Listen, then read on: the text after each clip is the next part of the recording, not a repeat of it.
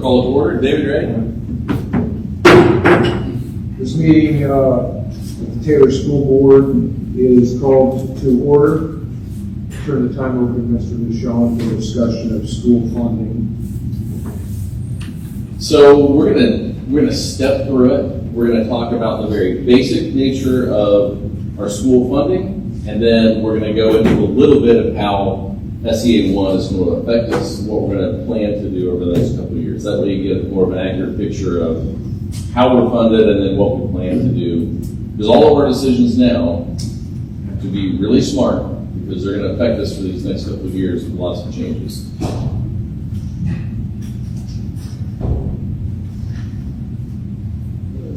Switch. This thing's really lagging, David.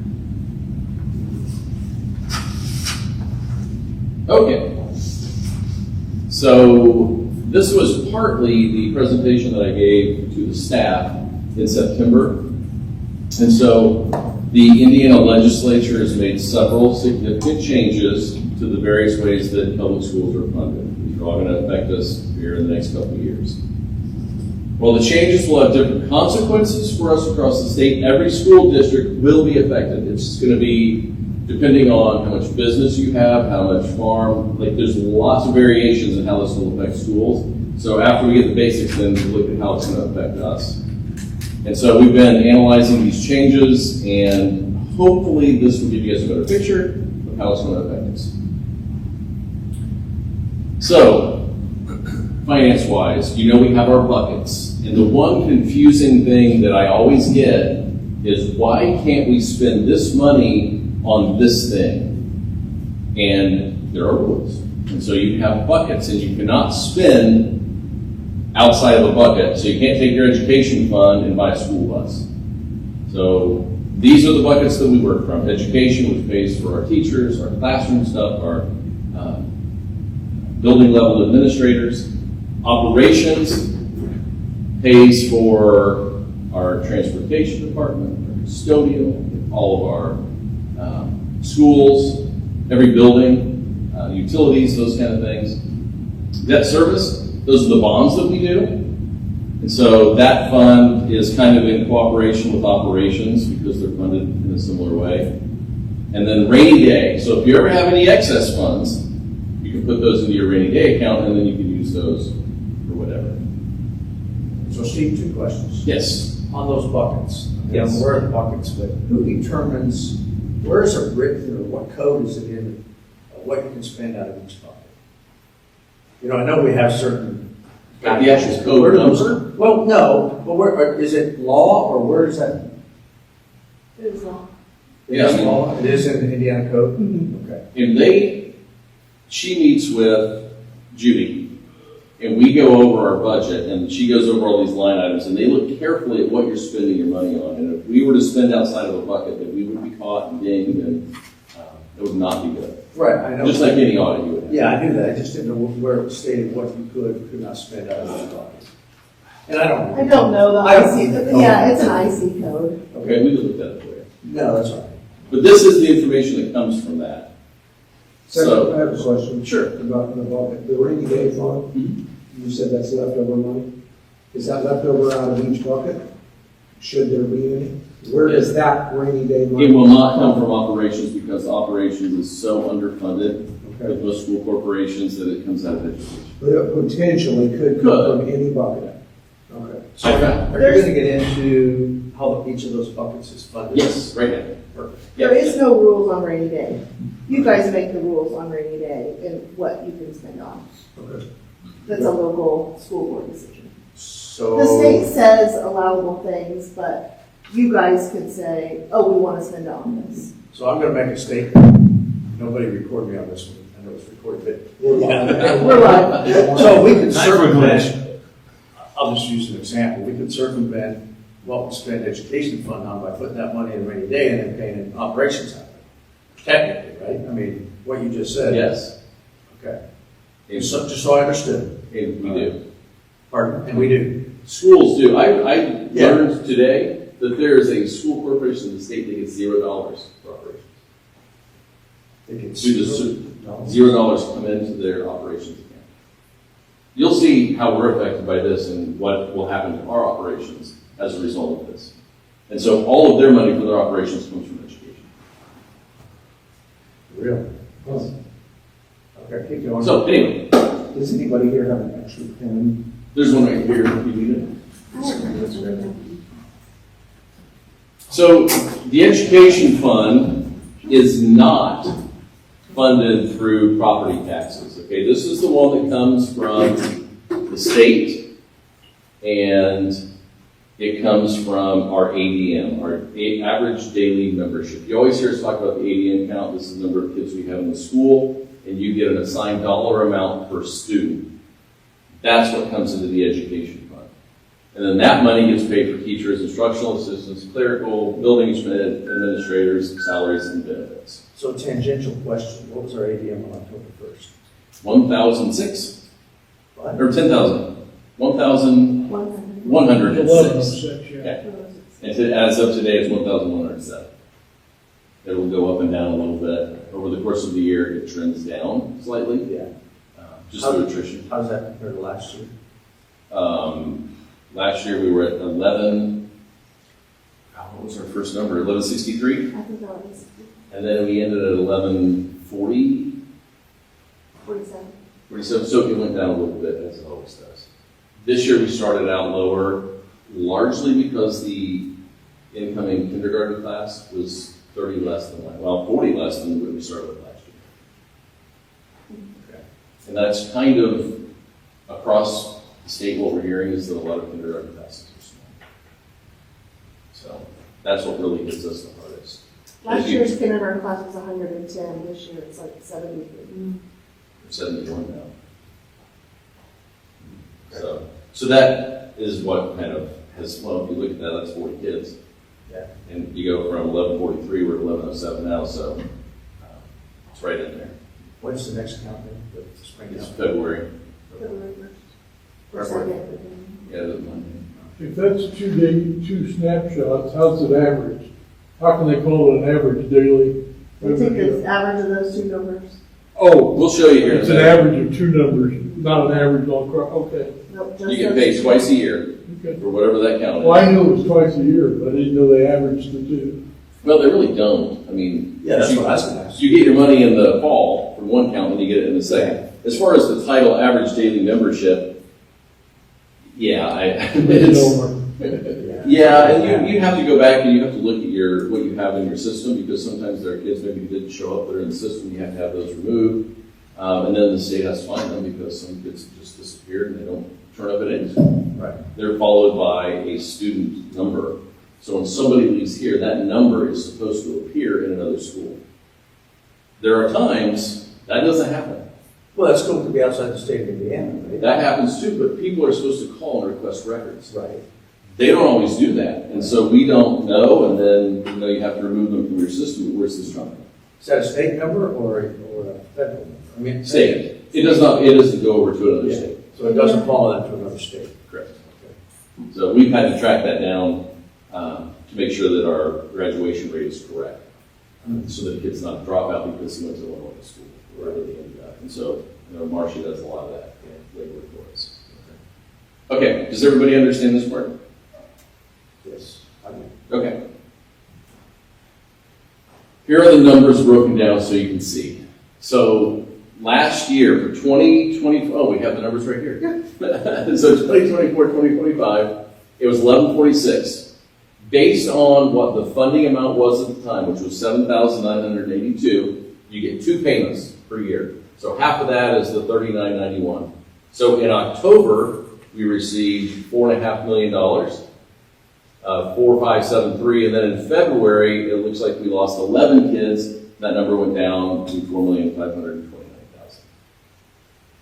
So that total for us for the year was a little over $9 million. This year, we only have one number to work with. When we ran this, we had 1112, which now, I think on the day that we actually had it was 1106, so it's going to be slightly less than this. But the number per student went up. That's the increase that the state talks about, that they give you all this extra money.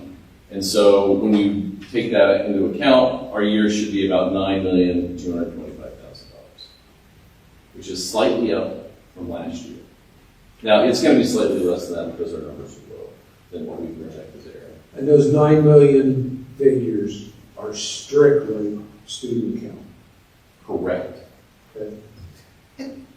It also has a little bit to do with, like, if they're special ed, we get a little bit more funding. If they go to the Career Center, we get funding for that. So there are some other, like, specialty categories we get. But it's all included in that figure.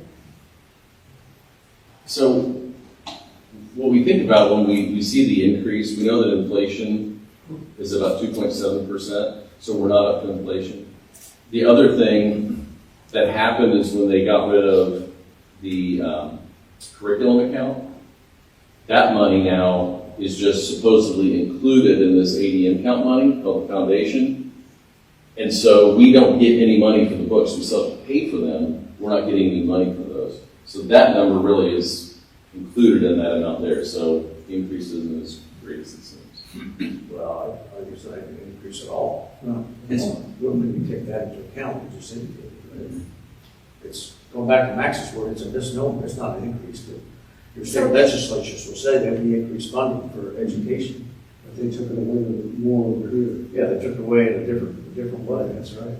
And if you remember, our account was negative, Yeah. about 600,000, so we had to move that into education. Right. So, did you have something, Renee? I was just gonna say, the state calculates your curriculum and your reimbursement, or the money they give you is $157 per student. That's how much the state says they give you for curricular materials for each. That's a part of that 9.2 million. It's supposed to be yes into the foundation money, which is what they use to calculate the dollar per student. See why this gets tricky? Okay, so there's just a snapshot of our ADM over the course of the last 8 years. And you can see when we got really serious about changing the school, what happened to our ADM.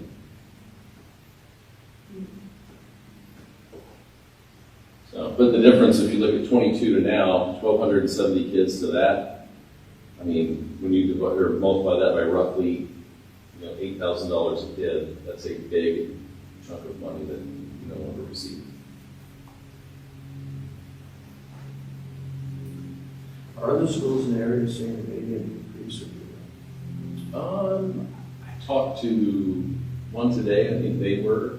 I think not every school is, but a lot across the state are. Even the gentleman who did our talk today was talking about just in general that there are fewer children to be shared throughout the state, so most schools are seeing a decrease. Well, I would think, kindergarten, our decrease in kindergarten is probably not just us. It is not. I think it's almost everywhere. And going more with demographics, as you just said. I think just the birth rate's down Yeah. across the board, so it's going There's to. been stuff out in the news about, instead of 1.7 kids per household, it's down to like 1.3. Well, and this is the second year of COVID. These kindergartners were born, so it wasn't fun to be at home anymore.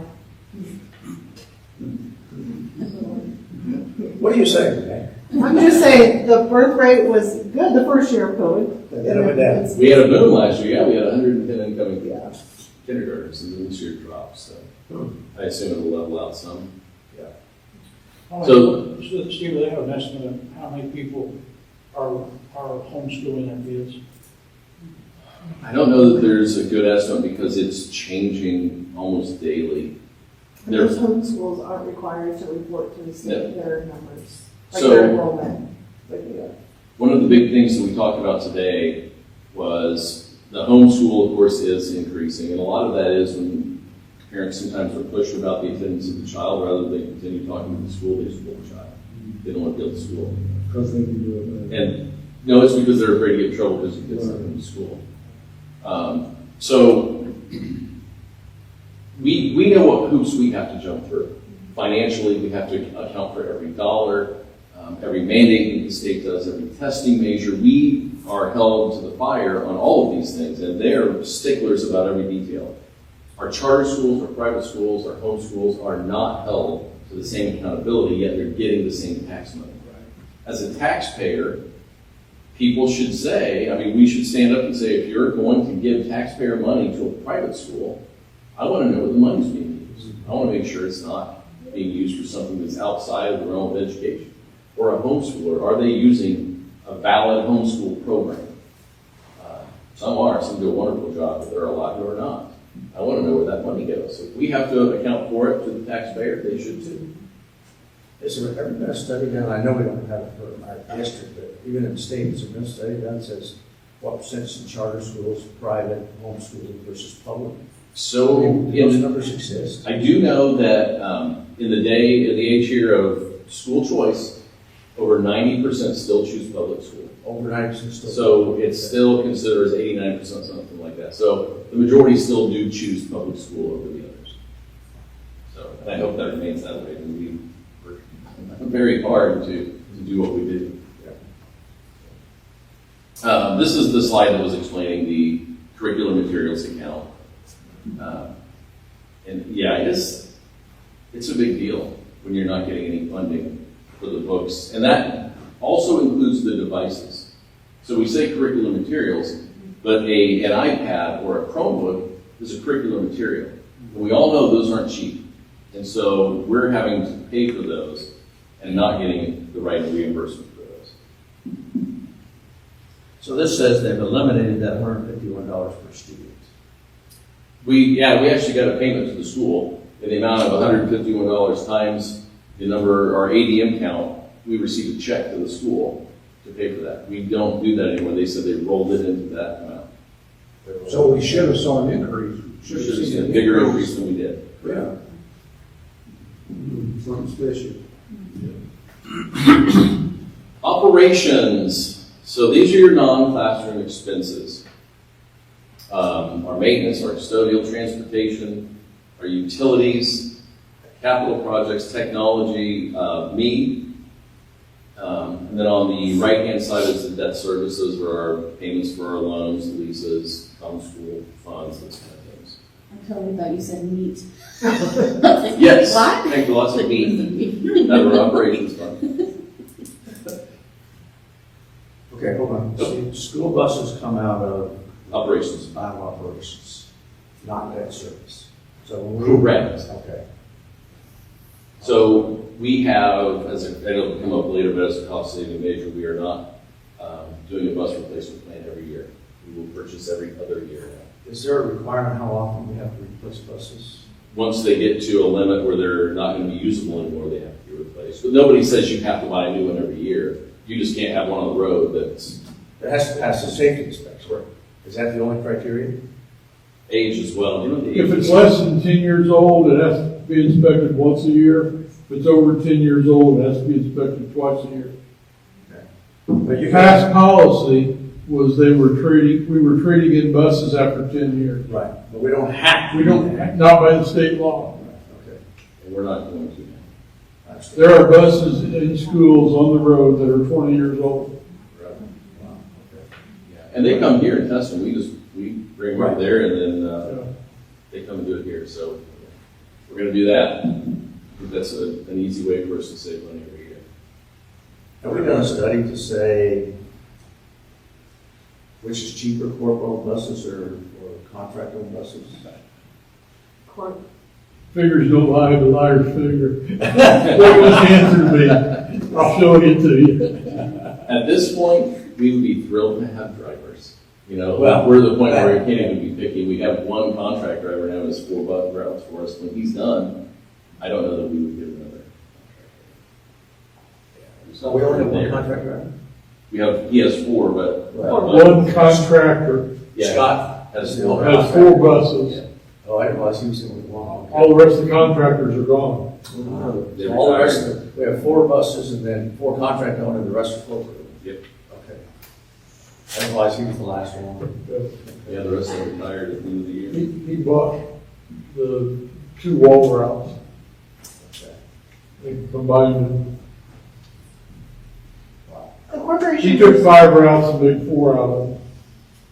Yeah, we're down 4, which is nice. We finally figured out how to do it, but we're down 4 routes. And trying to fit kids on 4 routes that you were previously dealing with, you know, those extras was very difficult. So how does our transportation department take care of, I mean, do they assign the routes for the contract drivers and determine how many kids are gonna be on each bus, et cetera? They got a computer program, But they it's do got that. all the addresses in it. Right. You push a button and it comes out and tells you what the route should be, But they and do then they that, manually fix them. they do that for the contract drivers as well. Yes. Their, Go ahead, man. their contract says the most amount of miles that they will drive in a day. Okay. So their contract is written, I mean, it's not like they're driving a huge amount of miles, but it's written in their contract, how many miles, how many days, that kind of stuff. Okay. And he's great about working with us if we need to make adjustments, so, Yeah. We can always add something. for sure. This is Alright. exciting. So there's a lot here, and I'm going to print some of this out or share this with you so you can read this. There are some parts there that are highlighted, and we're going to, the next few slides will explain this, but I want you going into it, know when it comes to the revenue generation, there's a bright white there that says districts with lower assessed valuations have less capacity to generate revenue because they reach that's the circuit breaker cap sooner, even with higher tax rates. This can restrict a district's ability to meet funding needs. This is our world. So let's talk about assessed value for a minute. I do have slides on that if you want to Okay. hold out. Because we're going to explain it and show you the numbers on our district and how it's affecting us. Okay. Because it's slightly changed, TV. So I'll tell you my question. I don't Okay. expect an answer. You can get to it later. But my question is, you know, we have a limited number of commercial properties in our district. How are those how do those impact the assessed value? That's the question. Stay tuned. So you don't have to answer it now. It's just an answer when we get to that slide. It's fine. Yeah, it's really sad that the amount that we have is so low. I mean, you know, you've got new hotels going, what, 2 or 3 new hotels right there, like the Cracker Barrel, right? They're in our district. What do we get out of that? Well, we don't know just yet because hasn't come to us yet. And then the next one's Okay, but we've got 1, 2, 3, I have to think, 3 or 4 already in our district that have been there for a while. The hotels have a maximum cap of 2%. So whatever their assessed value is, they can only pay up to 2%. Okay. So we lose a lot of money because we would like to collect more, but the percentage that we can collect on commercial property is 2%. So we do collect from those hotels. home value is 1%, farm is 3%. And farming is 2%. Permanent. Farming's 3%. I believe that's the So in areas with lower property values, even a maximum levy can fall short of meeting school needs, leading to a funding inequities across districts. That's us. Okay. It's numbers here. We go back there for a minute, if you don't mind, sorry. Yep. Do tax abatements that the county gives to people to You mean bring their tips? business here, does that affect Yes. this? Schools, so the law says that when there's a TIF on a property, that they can pass it through to us. It says they may, but they want to put into law that they shall pass money through to schools. Because right now, with it saying may, they don't. So if the county or the government decides that they want to incentivize business to come here and they're going to pay taxes, they'll tip that one and then we won't get any of that. So that apartments are going down by Walnut Creek, those are tipped. We won't see any revenue generation from those for 10 years. Has any decisions been made about the homes going in? Not yet, but I assume that'll be tipped. So It'll be we like have that nothing for 10 for years. 10 years. We don't know that for a fact, but I've been told that pretty much anything that's coming in that they're trying to draw in. That's So wait a minute, but if they're TIF'd, If I buy a new home in that area, I still pay property taxes, right? Right, but it goes into a TIF The fund. redevelopment commission, It doesn't get passed through. TIF fund is used for what? It's, well, right now, isn't they're sitting on a huge pile of money that they're not using? It's Who's the that? development. it's the city of Who's Kokomo that? City? The redevelopment. city of Kokomo? It's a redevelopment commission. They're the ones who like are that's who the builders will go to. The builders will say, I'm looking in your area to build, but I need some incentive, sweeten the pot a little bit for me to come build here. So wait a minute. So if I go to the redevelopment commission, say sweeten the pot, then when I pay my property taxes, because I bought a home there, it goes into the redevelopment commission. It doesn't come to, it doesn't. Wait, hold on. Aren't they incentivized to tip it so they get more money in their pot? You see what I'm saying? You should go downtown. Oh, I think in general, it started because they wanted corporations to come. So they wanted big business to come here and give them an incentive to come to Kokomo rather than some other city. Right. And so it just hurts local districts. That's why we're gonna pay for trash pickup next year. Renee, do you know the housing addition on Berkeley or Park and Sargent? Is that tipped? I don't know, I can ask. I'm sorry, is that Western? That's Western. It is Western. You're right, it's I would- Western, I but would I'm assume just it is. curious. It's probably, I bet those apartments next to Casey's on Webster are gonna be tipped. Everything is gonna be. That's so they the just way- do this with no regard. Well, they have public meetings.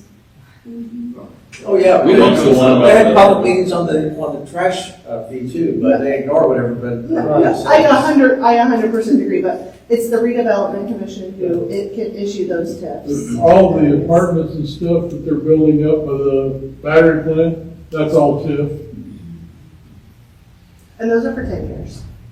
I still say, And so I would say at year 9.5, someone else will go in and say, we want to make a change and do a Right, new you tip. tip. I think the biggest misconception then of the public, and I had some people actually come to me and say this, that, well, with the tax rates and we're paying more taxes, the school should be better off, right? And I explained to them, have you ever heard of a tax cap? Because we have one. So, and we live in it. And last time Dennis and I went to the mayor's office ourselves and had to sit down, it cost the school $500,000 that year, because they were annexing and didn't understand the tax cap. Now, that guy got fired, the one that did the figuring, but they didn't change the rule. Right. So, but yeah, I'm still hearing people tell me that. I mean, as the property owner, that's great, you're capped at 1%. I mean, I get it, what the intent is, but the result shouldn't be that we underfund schools. Correct. Which is what happened. but they lowered the tax rate, but everybody's assessment went up $20,000, $30,000, $40,000. That should offset, I would think. But that report that we got from them says the average home is $179,000. The home's nice, you're going for $160,000. Okay. I've got a slide on that because Way higher than that. there's a difference between market value and assessed value. Right. And assessed value is lower than market value. But the number has gone up, so I refigured all of those, so I have those figures for you. But what we need to see in that, not necessarily the dollar amount, but the trend of what they're doing with the percentages of your supplementals, and they're getting rid of the homestead. And so essentially they're going to take away about 67% of the value of the home when they decide what the valuation is that they're going to tax on. So we'll get there in just a second. Just so you know, it's 6:30. But we're good, we're cooking, let's go. All right, so here's how they figured it out. 5:30. So, Rush next year. so the assessed value times your tax rate divided by 100 is how much you pay in property taxes. So a $100,000 home times a $1 tax rate divided by 100 is $1,000 that you would pay annually in taxes. Okay, so that seems fairly straightforward. But then you have to take into account they give tax credits, deductions, there's a circuit breaker.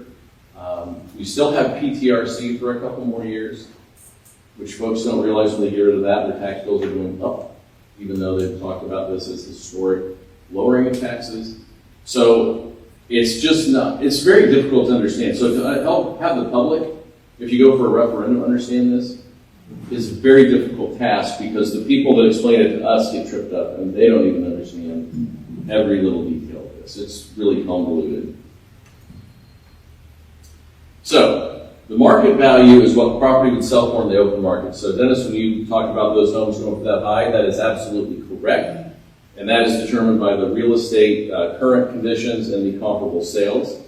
The assessed value is assigned by the local government, and it sadly falls behind. So it's going on older data, and it's done for property tax purposes. So it's a percentage of the market value. So it's definitely going to be lower than the actual market value.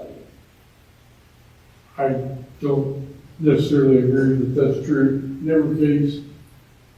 Well, Mine's assessed for $50,000 more than I can sell it for. well, that's good for you then. Well, I guess not really good. No, So it's they're not. good, they pay more. That's kind of an odd thing. But for us, what that means is the increased deductions and credits is a decrease in our collections. And then this is what it looks like. This is what's going to happen. So they're saying right now, they went parcel by parcel. This company that we worked with to figure this out for us, checked every parcel in our township, the Kokomo part, and then there's another one that are people who were there when the annexation happened and are still there, and they have their own category. There's like, is it 9 homes left or something? So, but they agreed that the valuation right now is $196,700 across our district. So right now your homestead deduction is $48,000 on that home. Supplemental deduction is 37.5%. So you would pay taxes on $92,938. So as it goes down, as this new bill kicks in, by 2031, you're going to pay taxes on a home value of $63,534. Well, we're assuming the gross assessed value is going to stay the same. Right. Right, and yeah, So that should go up, and it should go up, but everything else goes up too. So you really need to go up even more, but it's still probably never going to reach that net assessed value of $92,000 that it does now. no. And that's how they're going to lower property taxes for people. Does that make sense? I mean, it doesn't make sense, but I get it. Steve, have you had conversations with our dear politicians that have come up with this, and they think this is a wonderful thing, or do they even know what they're doing? Did I say that out loud? You're on record. I guess. No, I think the intent was good. I think what happened is they got in the weeds and they created something and they didn't realize what was going to come out of it. I don't think they understood the implications of lowering this. The comment came out, do more with less. Well, I mean, how much can you strap somebody and still do anything? So I think there are some ramifications that they hadn't considered, and we've been told that in the spring short session, they're going to look at this and try to correct some things. So let's go back to your buckets. Property taxes that we're talking about fund the operations and the debt service buckets. Correct. The education bucket comes from sales taxes and et cetera. Yeah, over the state. Or the state gets their money, Right. Judy. Yes. Well, ADM, but that money comes from, not from property taxes, that they give us, it comes from sales tax, et cetera. Yeah, however the state generates money. It's going to be the lottery at one point. I suppose your income tax you pay on your salary and everything else. So, I'm going to look at this one. This is a projection. And so our net assessed value this year, we were very happy to report that it went up 9.1%. So that is a good thing for us. That means we're not taking a huge hit this year. But if you look at next year, and you look at what they're saying the net assessed values are, they're all negative until 2031. And that's what that last chart showed you. So we can expect less money for each of those years. Our operations money.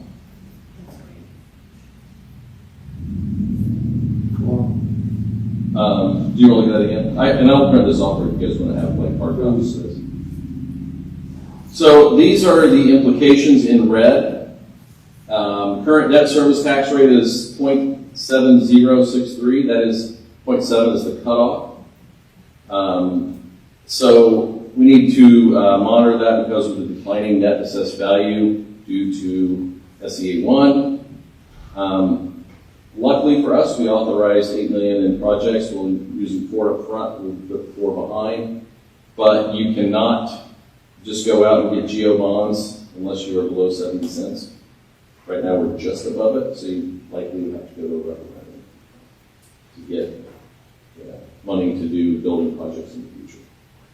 So, Beyond the 8. yeah, anything beyond that. That's why for that $8 million right now, we're doing all of the essentials to make sure that the big things in the school are done, and we won't have to consider those for probably 20 years. The next one will be roof, probably. Assessed value changes, the implications that we would have to increase tax rate to generate the same levy due to the decrease in net assessed value, unless there's enough organic growth in the tax base or positive trending in assessed values to offset the loss, which is very unlikely. Now, you would think that the organic growth would be that housing addition would help offset that. We'll see how that plays out. If it's still The increase in the tax rate, if you hit your tax caps anyway, your circuit breaker. we can't raise enough taxes doing that to offset what we're going to lose. Right. I want to ask again, just to get it through my head.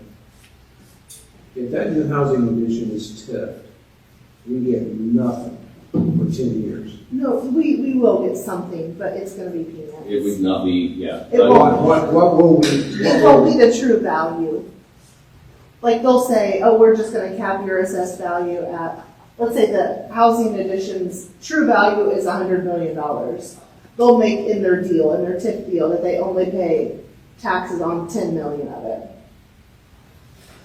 Wow. The apartment complex that just went in, or is going to go in next to Walnut Creek, their TIF is, the max they will pay or be assessed on is $1 million for 10 years. So no matter how much the assessed value is of that apartment complex, they will only have an assessed value of $1 million. And our locals agree to these TIFs just so they'll build here. yeah, it's to encourage, construction or to bring a business. So we can reach out and find out more details if you guys want more on. I guess Certainly now that Mike, also. because it hasn't affected us before. This is kind of new for us. Some districts deal with it a lot more because they have more business. We do not have a lot of business in our district. So if the city gives, we'll say that housing addition, TIFs them, does the city benefit from that financial? The redevelopment Yeah. commission does, which is separate from the city. But what does the redevelopment commission do with their money? Develop the community. That project, But didn't you say they're setting on a ton of money? Like when you say a ton of money? I don't know. we'd have to look it up. I'm sure it should be public. Yeah. It better be public. But that ton of money is gonna go way up because of all these TIF districts. You think? You think, right? It's not like the city of Kokomo, the actual entity itself, it's the city of Kokomo Redevelopment Commission. That's who issues TIFs.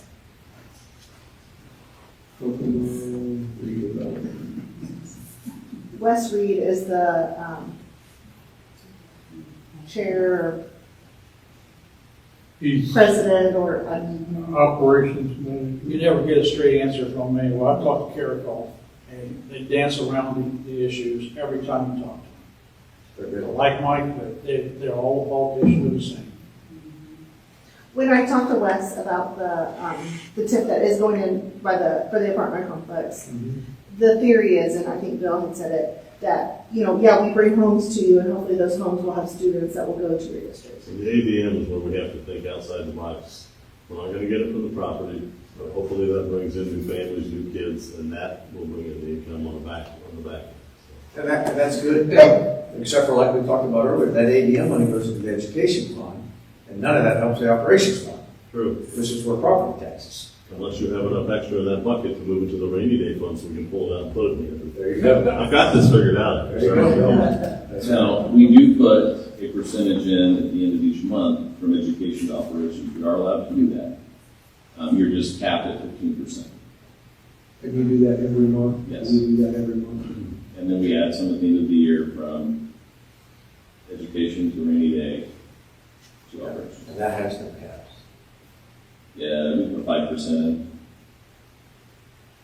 Steve, have they considered all closing the districts back up? I mean, we'd probably lose 30 to 40 kids every year out of our district to other schools. Not even going to take consideration anymore. That's crazy. That's just killing. He's talking about school choice. Open enrollment. Yeah, that is, that's gone, that ship sailed. Hold that number of times. Okay, here's some hard-hitting numbers. If what they're seeing is correct, and nothing changes at this session this spring, let's look at the columns on the bottom left. These are dollars. That's why I like to look at this, as I know it's kind of small. Go ahead and head up there. So you've got 3 sections there. You've got the gray unfunded credits, circuit breaker loss. The middle, that orange part, is our debt service. You will notice that the dollar amounts on that don't change much because that's protected. We have to pay that off. We can't just willy-nilly just drop the numbers on that one. It'd be nice, but we cannot do that. So that's going to stay the same. And then the bottom, which is that blue, that is what actually goes into our operations fund each year. So next year, or this year, we're not going to lose a ton, so we're looking at getting about $774,000. Next year it goes down a little bit more. 27 a little bit more. And then if you look at 2028, this is the year that is crushing schools. We would look to take in about $300,000 for our entire operations fund. What's this unfunded credits? What is that? Circuit breaker loss. Yeah. Oh, that's circuit breaker loss. Ah, okay. So that really, okay. So, and So Yeah, really, so look what we're leaving on the the table. top is right here at the top of the orange. Yeah. Okay. But it's important to see that because look how that grows Yeah. as we go. I think well, I guess down here in 2028, we have 85% circuit breaker loss. That is a crazy figure. We're already getting, as Renee says, we're in the circuit breaker game. A lot of schools are not nearly as deep in circuit breaker losses. Why are we so deep into it versus other districts? Lower income homes and not a lot of business.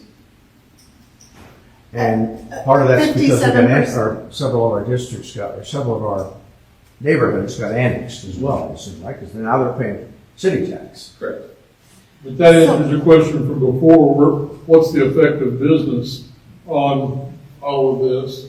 Business generates tax dollars, but they don't add expense to the school. Right. so in that very bottom gray area, you could be the banner there, Dennis. 57.8% of our homeowners or property taxpayers are hit at circuit breaker. When you go to 28, it's at 84%. Calvin. Yeah, there you go. And when I mean, I don't like to compare ourselves to others, but I do because that's my game. No one's as close to us as 57% circuit breaker loss as we are. I think Kokomo is a little bit around us at 50, but none of the other school districts, like the city of Kokomo, the town. What, have you looked at, I mean, Tri-Central, Eastern can't be in any better shape than we are. They have cash balances and reserves. Well, plus, Eastern, I can speak for Eastern, has cash plus balances. Eastern doesn't have the city taxes like a good chunk of our people. That's true. Eastern's, or City of Greentown's tax rate is much lower than City of Kokomo. Exactly. So our people hit the tax cap a lot quicker than anybody else does at Tri-Central or Eastern. I don't know about Western and Northwestern. Well, ADM's 500 more at Eastern, Yeah. which is a big difference. Northwestern has a lot of business. Chrysler up north now. So, but yeah, so here's a great picture. You'd like to see this. This is the cliff of our operations fund. The business personal property tax. So in the past, businesses would have to pay on their equipment. Was it $80,000? If it was over 80,000, they would have to pay taxes on their property. Now they moved that number to 2 million. So there's gonna be a lot of loss there, if they don't have to pay any taxes on anything under $2 million. And then in 2028 is that rebate coupon, whatever they call it, the credit, the PTRC, that everybody gets. That's where, that's the year that we really tank it, when they remove that. But that's also gonna affect a lot of homeowners. When they lose that PTRC, their tax bill is gonna go up. Because right now that is reducing their bill. That just puts more people into the circuit breaker What, I don't understand that. What is that PTRC? It's actually called a rebate. It's a property tax relief credit, so it's Relief something credit. that the state gives every county, and every county decides how they're going to spend that money. Howard County gives it as a credit, like a 30% credit on, or deduction on your tax bill. Every county is different on what they So they do. just give it to us, we don't even realize it's there, it's just. But when it's It due, automatically you'll takes it off at the recognize auditor's office, and yeah, you don't, I mean, it's one of those lines on your tax bill when you see it. And the dotted line is what would have happened had we stayed with our current, if we hadn't changed to SEA 1. If the current property taxes stayed the same, they would. So when the PTRC goes away, our property taxes are gonna go up, but the whole idea of this whole mess is to lower property taxes. That's why I think they'll probably meddle with this and fix it. I don't think they understood the unintended consequences that came from it. I don't think they thought this out. Renee, are we even looking at the possibility going forward until 28, siphoning off whatever buckets we can to the rainy day fund to supplement in 28? Rainy Day has like 980. Yeah, just under a million. Just under $1 million in there. Yeah, that wasn't the question. Are we saving now in the rainy day fund? We're preparing for that. We have to. I mean, we, As much as we can, but when you say siphon off the foot there, you have to have extra to do that. We are really at the, you know, so what we're doing, we're just trying to get, we're just staying in the block right now. so we're trying to maintain, and over the next 2 years, these are some of the saving strategies that we're looking at to prepare if that sort of cliff would come. And so the first thing we did was to move the solar project to debt service. That took money out of operations. That was a huge move, and that will show up for us in January. Speaking of this solar project, that's something I would like to discuss in one of these meetings. Okay, this is great because we are working with an energy company to find out. They're going to come in and do a full, they're going to survey and check out our entire, like every building, every utility that we pay, how everything is running. They're going to look at everything and find ways for us to save. And so one of the things is to make sure that the solar field is working properly and we're getting what we need from that. Thank you. Yeah. So once that's done, we'll set up a meeting and have that gentleman come in. We met, Renee and I met with him the other day, and he was awesome, and he's real. I think he's going to be, I think the visuals they showed us were really good. And I can share some of those. He shared from a couple other schools, and they found Like a savings. utility like big savings. analysis for like all of our buildings to make sure we're really running at the peak efficiency. I think the intent is to have these special sessions on a regular basis, so that would be a good topic I think so. for the future. If he can do for us what they've done for other schools, that would be awesome. What is he coming in? Well, first of all, we have to have that run. And so we just got the first email back today about what that might look like. We have to determine exactly what we want. Then they have to do all their work. Once that's completed, we'll do that. So I'm guessing it'll be a couple months. It sounds like it's really extensive. They're looking at every single thing in the school. Everything's plugged in, you name it. We're going to look at every staffing position. If someone leaves, do we replace it? Do we remove some positions we have? How can we get leaner? How can we get some work done more cheaply? We're going to review service contracts. I would love to be able to maximize grants better. Not having a grant writer really hurts with that, but we need to figure out how to do that. We're still waiting on one to find out if they go PA systems and cameras. If we get that, it takes that burden off of us, and that's not $100,000. If you speak with legislators, you guys can do that as well as I can. We always have to leave the operating referendum on the table. who prefer not to, but you never know. Maximize large expense facilities expenditures, and that's what we've done with this one, getting the last two chillers in place. All the HVAC is brand new, we should be really good there. Technology, taking that from bond financing, just like we did last time with the Chromebooks. We're going to be coming up on the elementary school. This is a huge purchase. If we can make that purchase out of the bond refinance, that saves us a ton because we're not getting reimbursed rates. Maximize bus routes, transportation in that, lost 4 routes. We might have to add one back just because we're so full, but we've done a good job so far. Here's what we will not do. We are not going in for any salary reductions, benefit reductions, or professional development that we have relied on so much this last year. The elementary has benefited so much from Wabash Valley and that partnership we have. They go frequently to get PD. And I know they're coming in tomorrow. We've got people coming in for project-based learning in middle high school tomorrow. So we need to make sure that we're doing those things so that our teachers are equipped with everything they need. All right, that's the summary slide. It's the new reality, guys.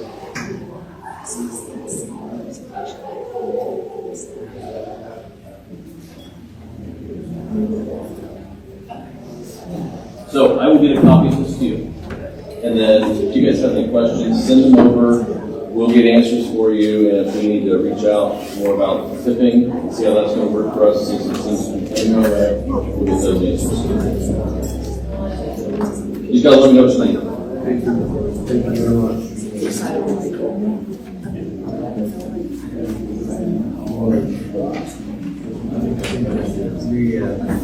Find that down. Well, I know.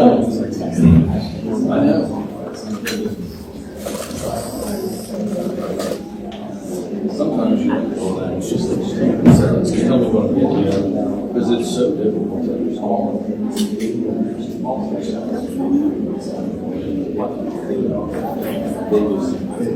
They have